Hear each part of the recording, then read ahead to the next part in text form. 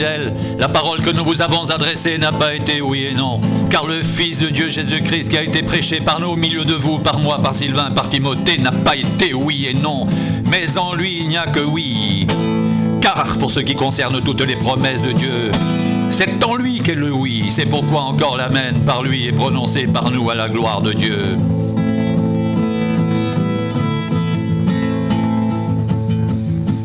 Aussi vrai que Dieu est fidèle, la parole que nous vous avons adressée n'a pas été oui et non.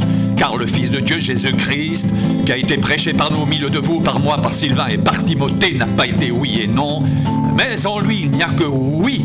Car pour ce qui concerne toutes les promesses de Dieu, c'est en lui qu'est le oui.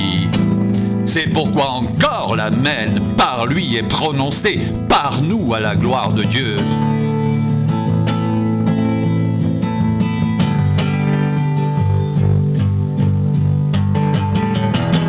Et celui qui nous a permis avec vous en Christ et qui nous a oints, c'est Dieu, lequel nous a marqués d'un sceau et a mis dans nos cœurs les arts de l'esprit.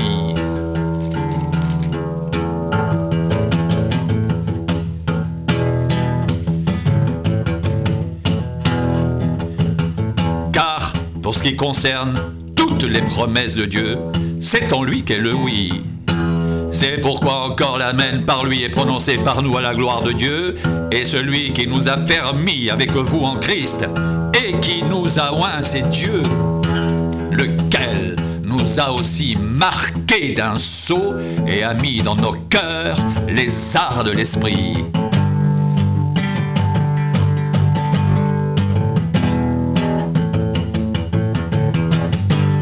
Grâce soit rendue à Dieu, qui nous fait toujours triompher en Christ, et qui répand par nous en tout lieu l'odeur de sa connaissance. Nous sommes en effet pour Dieu le parfum de Christ, parmi ceux qui sont sauvés, et parmi ceux qui périssent. Aux uns une odeur de mort donnant la mort, aux autres une odeur de vie donnant la vie. Et qui est suffisant pour ces choses? Car nous ne falsifions point la parole de Dieu, comme font plusieurs. Mais c'est avec sincérité, mais c'est de la part de Dieu que nous parlons en Christ devant Dieu.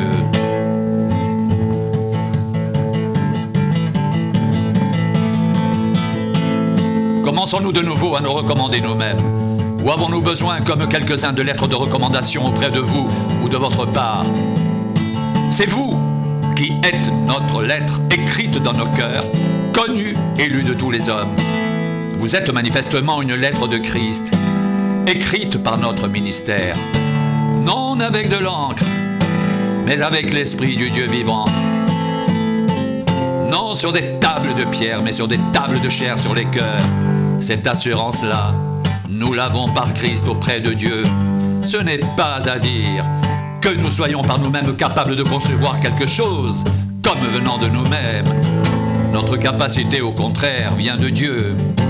Il nous a aussi rendus capables d'être ministres d'une nouvelle alliance, non de la lettre, mais de l'esprit, car la lettre tue, mais l'esprit vivifie. C'est vous qui êtes notre lettre, écrite dans nos cœurs, connue et lue de tous les hommes. Vous êtes manifestement une lettre de Christ, écrite par notre ministère, non avec de l'encre, mais avec l'Esprit du Dieu vivant, non sur des tables de pierre, mais sur des tables de chair, sur les cœurs. Cette assurance-là, nous l'avons par Christ auprès de Dieu. Ce n'est pas à dire que nous soyons par nous-mêmes capables de concevoir quelque chose comme venant de nous-mêmes. Notre capacité, au contraire, vient de Dieu. Il nous a aussi rendus capables d'être ministres d'une nouvelle alliance. Non de la lettre, mais de l'esprit. Car la lettre tue, mais l'esprit vivifie.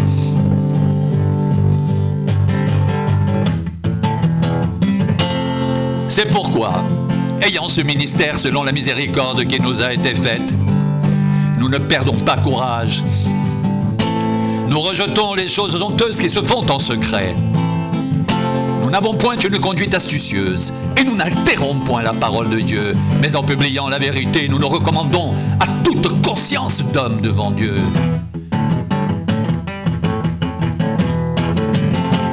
Si notre évangile est encore voilé, il est voilé pour ceux qui périssent, pour les incrédules, dont le Dieu de ce siècle a aveuglé l'intelligence, afin qu'ils ne voient pas briller la splendeur de l'évangile, de la gloire de Christ, qui est l'image de Dieu.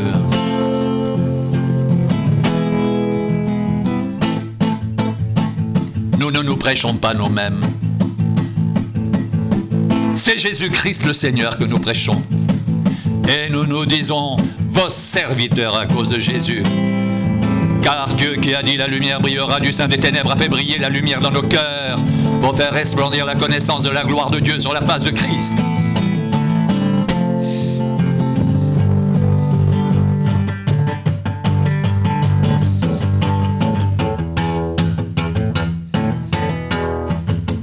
C'est pourquoi, ayant ce ministère, selon la miséricorde qui nous a été faite, nous ne perdons pas courage. Nous rejetons les choses honteuses qui se font en secret.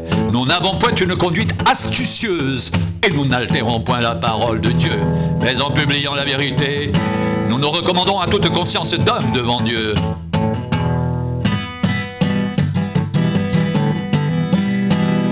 Si notre évangile est voilé, il est encore voilé pour ceux qui périssent, pour les incrédules dont le Dieu de ce siècle a aveuglé l'intelligence, afin qu'ils ne voient pas briller la splendeur de l'évangile de la gloire de Christ, qui est l'image de Dieu.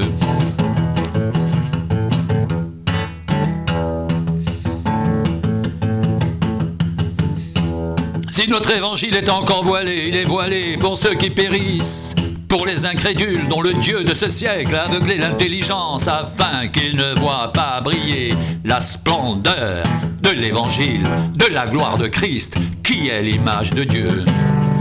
Nous ne nous prêchons pas nous-mêmes, c'est Jésus-Christ le Seigneur que nous prêchons. Et nous nous disons vos serviteurs à cause de Jésus. Car Dieu qui a dit la lumière brillera du sein des ténèbres, a fait briller la lumière dans nos cœurs pour faire resplendir la connaissance de la gloire de Dieu sur la face de Christ. Car Dieu qui a dit la lumière brillera du sein des ténèbres a fait briller la lumière dans nos cœurs pour faire resplendir la connaissance de la gloire de Dieu sur la face de Christ. Car Dieu qui a dit la lumière brillera du sein des ténèbres a fait briller la lumière dans nos cœurs pour faire resplendir la connaissance de la gloire de Dieu sur la face de Christ.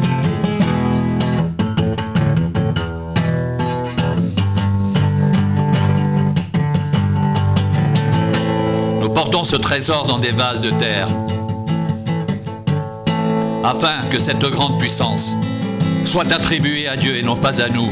Nous sommes pressés de toute manière, mais non réduits à l'extrémité, dans la détresse, mais non dans le désespoir, persécutés, mais non abandonnés, abattus, mais non perdus, portant toujours avec nous dans notre corps la mort de Jésus, afin que la vie de Jésus soit aussi manifestée dans notre corps. Car nous qui vivons, nous sommes sans cesse livrés à la mort à cause de Jésus, afin que la vie de Jésus soit aussi manifestée dans notre chair mortelle. Ainsi la mort agit en nous et la vie agit en vous. Et comme nous avons le même esprit de foi qui est exprimé dans cette parole de l'Écriture, j'ai cru, c'est pourquoi j'ai parlé. Nous aussi nous croyons et c'est pour cela que nous parlons.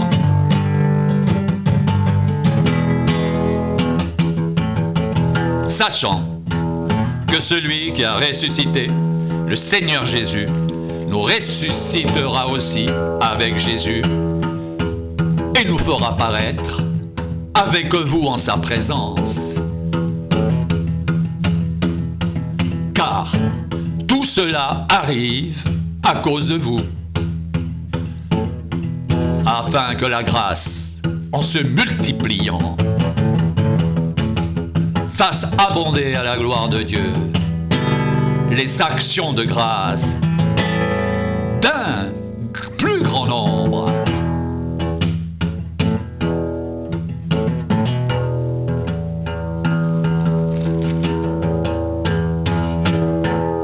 Si la mort agite en nous et la vie agite en vous, et comme nous avons le même esprit de foi qui est exprimé dans cette parole de l'Écriture, j'ai cru, c'est pourquoi j'ai parlé.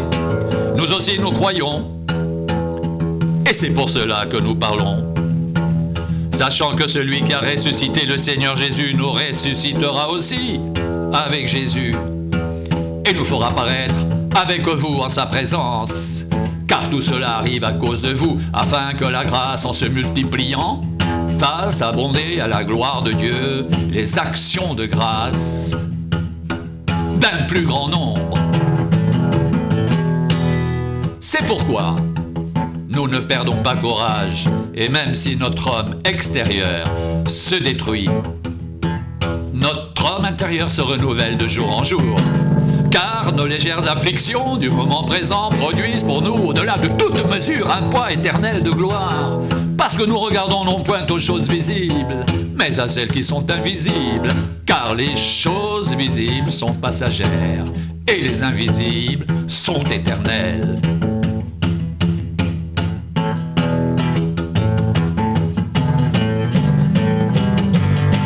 C'est pourquoi nous ne perdons pas courage. Et même si notre homme extérieur se détruit, notre homme intérieur se renouvelle de jour en jour. Car nos légères afflictions du moment présent produisent pour nous, au-delà de toute mesure, un poids éternel de gloire. Parce que nous regardons non point aux choses visibles, mais à celles qui sont invisibles. Car les choses visibles sont passagères, et les invisibles sont éternelles.